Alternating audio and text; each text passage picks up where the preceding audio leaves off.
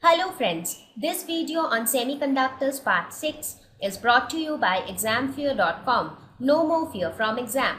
Please make sure that you have watched all the videos till part 5 before going ahead with part 6. Let us first discuss the N-type semiconductor. So in N-type semiconductor, I have a group 5 impurity, that is a pentavalent impurity. So let us look at the N-type semiconductor. As I mentioned, the N-type semiconductor will have a group 5 impurity. So group 5 impurity would be a pentavalent atom whose valency would be 5, right? Let us take the examples of group 5 elements like arsenic, phosphorus, etc. So let us look at the electronic configuration for phosphorus. So the electronic configuration would be 1s2, 2s2, 2p6, 3s2, 3p3. So which is my valence shell? Shell number 3. So which has how many electrons? 5 valence electrons. So that means phosphorus has got 5 valence electron. What was in case of silicon? Silicon had 4 valence electrons. So now what will happen? Here I have included the phosphorus atom.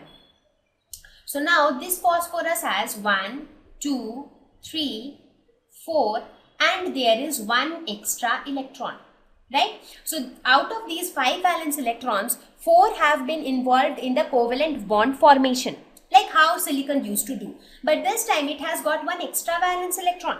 So what will this extra electron do? This extra electron is the one which is most loosely bound to the nucleus, because when this extra electron looks at everybody else, he sees that all other 4 electrons are involved in the covalent bond. So he is the only one. This electron is the only one who is left out. So if you apply a little bit of energy, the first electron to come out would be this extra electron, right? So the amount of energy which is required by this extra electron is even lesser than what we needed in case of an intrinsic semiconductor. So we don't even need to increase the temperature. At room temperature itself, this extra electron will come out and these electrons will help in the conduction. So now you understand why did we add this impurity? So that these impurities can give some extra electrons which can help in conduction. Now, this impurity, that is this pentavalent impurity, is known as donor impurity. Why donor impurity? Because if you see, it has got extra electron and it is donating that electron for conduction purpose, right? So this impurity is known as a donor impurity. Now, if you look at the semiconductor, you see that you don't even need to raise the temperature. Even at room temperature, you have conduction electrons, you have the semiconductor conducting electricity, correct? So we saw the advantage of adding impurity. But at the same time, the thermal generation will also take place. For example, now if you increase the temperature, what will happen? These extra electrons will come out, that is already there. Other than these extra electrons, the thermally generated electron hole pairs will also be there, like which we discussed in intrinsic semiconductor. So that means in that case, both thermally generated electron and holes will be there, as well as these extra electrons will also be there, right? So what do we observe?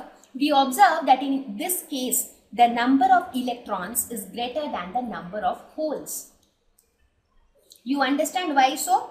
Because in the case of intrinsic semiconductor, what was happening when you were applying thermal energy, some electrons were getting generated and simultaneously holes were also getting generated.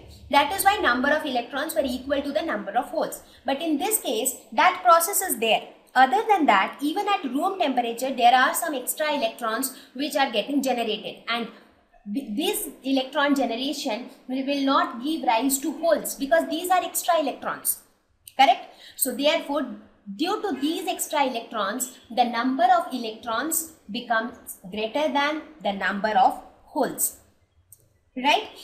Now if we look at the energy band diagram for an N-type semiconductor, what do we see?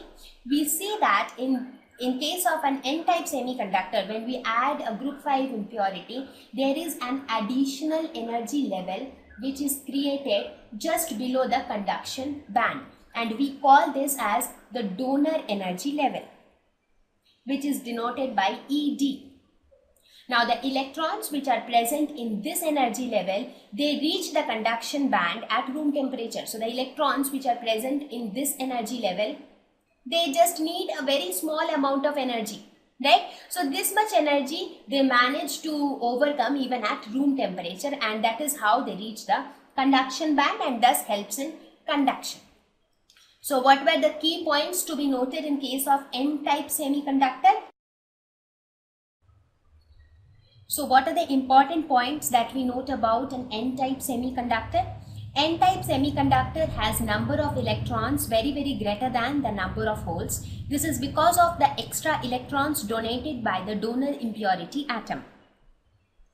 So the majority carriers in this case is electrons and the minority carriers is holes. See, this is a very important point to be noted. Always remember that whenever we are talking about n-type, the majority carriers is electrons and the minority carriers is holes, right? So now you understand why the majority carriers means most of the carriers are electrons, because number of electrons is more. And you can also see the energy band diagram on the screen, where an additional energy level of the donor electron is created, which is very near to the conduction band. So a very small amount of energy even at room temperature can excite the electron from this additional energy level to the conduction band. Thank you. Please visit examfear.com to watch free educational videos, try free online tests, get the best quality study materials, study from the best tutors and mentors, and much more. Thank you once again.